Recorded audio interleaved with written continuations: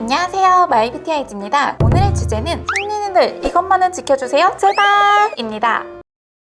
제가 호주샵에서 근무할 때 주니어분들이 새로 들어오면 연습할 때 옆에서 지켜봐야 했어요. 테이핑은 잘하는지, 핀셋은 제대로 잘 잡고 있는지, 또 글루는 올바르게 잘 찍는지 신경 쓸 게 한두 가지가 아니었어요. 그런데 옆에서 지켜보다 보면 제가 송린이 시절에 하던 실수를 주니어분들이랑 저랑 똑같이 하고 있는 게 아니겠어요? 이때 다들 속눈썹 연장을 처음 시작할 때 어려워하는 포인트는 다 똑같다고 느꼈어요. 그래서 오늘은 3살 버릇 80까지 간다는 속담도 있으니까 우리가 어떤 버릇들을 가지고 있는지 살펴보고 이 나쁜 버릇 빨리 고쳐 얼른 실력자로 거듭나자고요. 첫 번째, 아이패치는 점막에서 떨어뜨려 붙여주세요. 저도 그랬고 많은 송린이 분들도 그렇고 아직 아이패치 붙이는 게 익숙하지 않아 언더 속눈썹 가리는 거에 치중해 그냥 막 갖다 붙이는 경우가 있어요. 이럴 경우 잘못하면 눈을 찌를 수도 있고 고객님이 엄청난 불편을 느끼는데요. 그렇게 되면 시술 중에도 고객님이 눈을 엄청나게 떨면서 저도 불편해지고 또 심한 경우에는 눈에 상처를 입혀 고객님이 고통을 호소할 수도 있죠. 아이패치 붙이는 방법이 여러 가지가 있지만 가장 쉽고 올바르게 부착하는 방법은 고객님이 눈을 뜨고 시술자를 바라보게 한 다음 아이패치로 정확하게 어디를 가릴지를 보고 점막을 건드리지 않으면서 약지 손가락으로 눈 밑을 살짝 당겨주면서 가려주시는 거예요. 이때 언더 속눈썹이 다 가려지지 않았어도 걱정하지 마세요. 남은 애들은 테이프로 확실하게 정리해주시면 됩니다.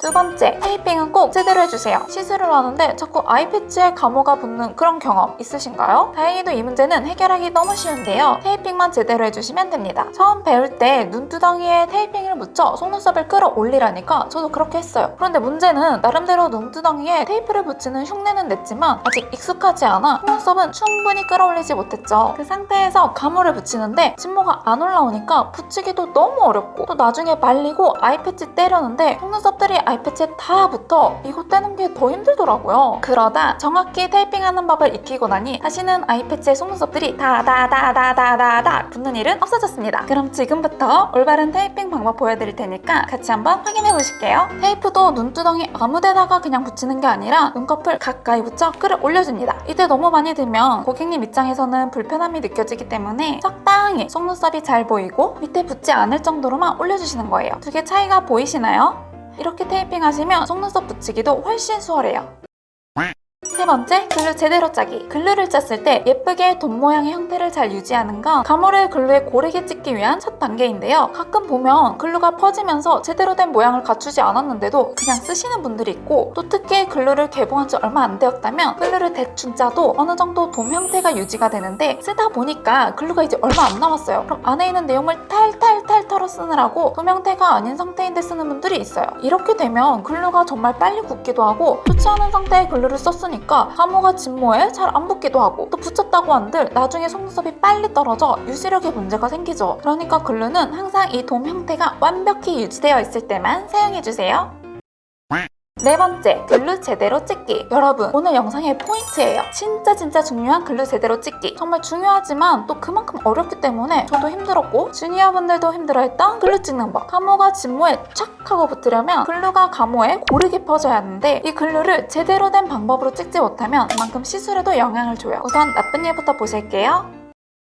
1번, 회뜨기형. 글루를 회 뜨듯이 이렇게 넣었다가 위로 올려서 빼는 분들이 있어요. 그럼 이렇게 글루 방울이 지는데요. 물론 실력 좋은 원장님들이야 이 글루 방울로도 올바르게 붙일 수 있지만 초보자분들은 이 방울이 옆에 다른 모델이랑 이렇게 막 서로 붙게 만들기 쉬워요. 그러니까 이렇게 글루 찍으시면 안 됩니다. 2번, 질질 끄는 형. 양 조절한다고 찍으면서 질질 끌면서 빼는 분들 뜨끔하시나요? 아니, 글루 많이 묻히면 안 된다면서 그렇게 양 조절하는 게 뭐 어때서? 하는 분들. 양 조절도 하기 나름이죠. 하지만 이렇게 질질 끌다 보면 글루가 골고루 묻지 않고 마지막에 끌리는 부분에 더 많은 양이 묻기 쉬워요. 그러니까 이렇게 질질 끄는 방법도 피해주시고 양 조절을 해야 한다면 차라리 글루에 다시 넣어 조절해주세요. 3번, 스치기형. 글루를 많이 쓰면 안 된다고 해서 정말 스치듯이 글루를 찍는 분들이 가끔 계세요. 이렇게 찍으면 양이 적으니까 일단 옆에 속눈썹들끼리 붙지는 않아요. 대신 유지력이 눈물 나죠? 글루 양이 너무 적으면 다음날 속눈썹 다 떨어졌다고 연락 오는 경우가 생기니까 이 점도 꼭 유의해주세요.